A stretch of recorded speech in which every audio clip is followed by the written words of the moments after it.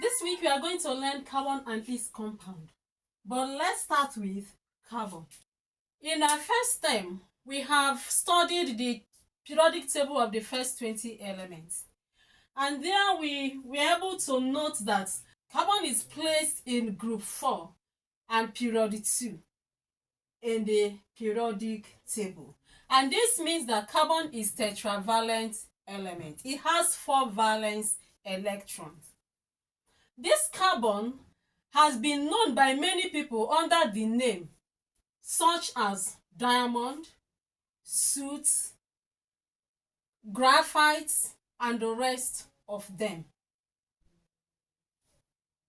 Let's look at the natural occurrence of carbon. How does it occur in nature? Carbon occurs in nature in either pure form or in an impure form. It occurs in pure form in form of graphite and diamond. But in an impure form, carbon occurs in form of wood, petroleum, and natural gas. In impure form, it can also occur as mineral deposits, such as magnesium trioxocarbonate, which is known as dolomite. Another example of mineral deposit is something like calcium trioxocarbonate, which is known as limestone, and rest of other trioxocarbonates. Carbon can also occur in the air that is around us and the water in form of carbon dioxide. Apart from this natural occurrence of carbon compounds are being synthesized on daily basis, and this led to vast numbers of carbon compounds, to an extent that in chemistry there is a branch that deals with the study of carbon and its compound, and this branch that deals with the study of carbon and its compound is chemistry, is known as organic chemistry. Let's now look at the allotropes of carbon.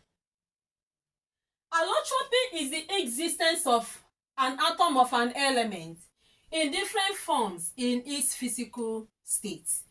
And that substance, those atoms exist in different forms in the same physical state, is known as an allotrope. So it means that carbon is a good example of an allotrope. There are 2 crystalline allotropes of carbon, and these are graphite and diamond. Other forms of allotropes of carbon, such as the coke, the coal, the charcoal. Charcoal here, both the animal and the sugar charcoal are being included.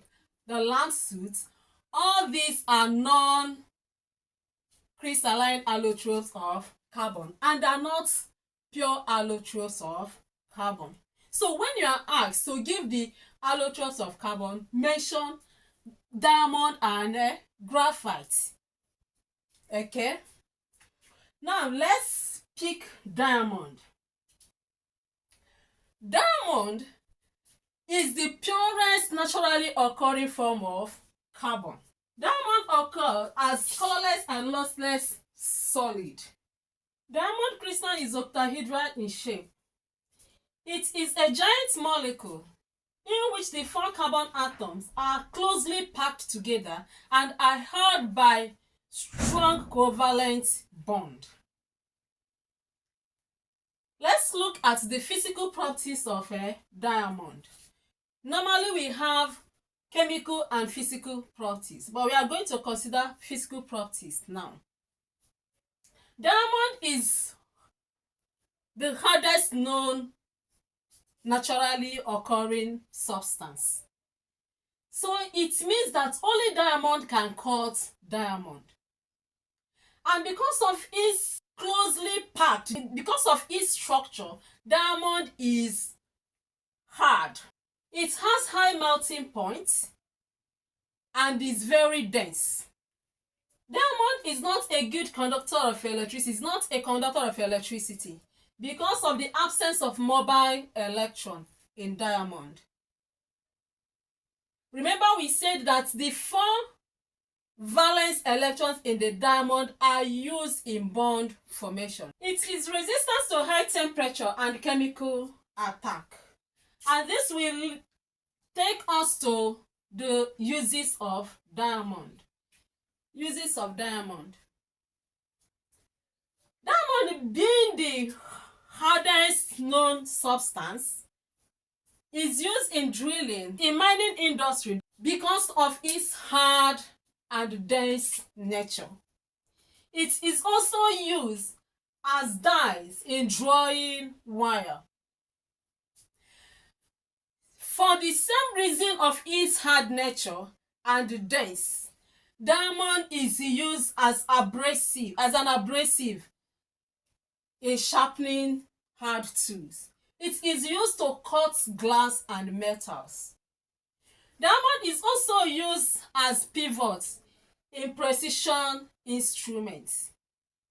Because of its sparkling nature and high dispersion power, which give it its sparkling brilliance when cut and polished, diamond is used in making different kinds of jewelries. It's used in making jewelries.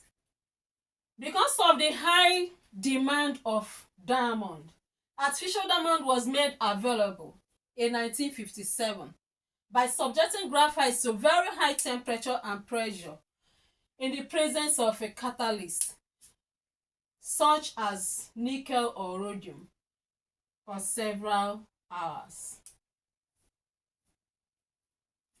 With this, we can recap what we have learned today. We have been able to identify the group and the period of carbon in the periodic table.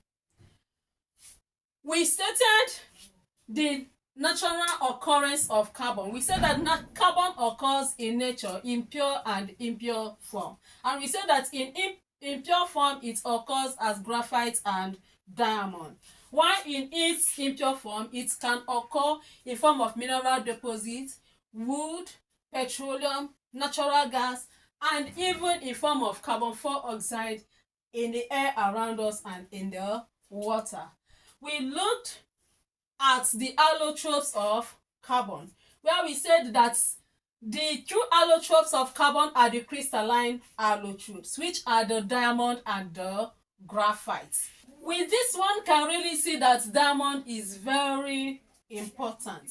We looked at the concept of a diamond, where we said that the diamond is the purest naturally occurring substance, and we said that diamond is the hardest known substance. So we looked at the physical properties of diamond and the uses of diamond. With this, I can say thank you for listening.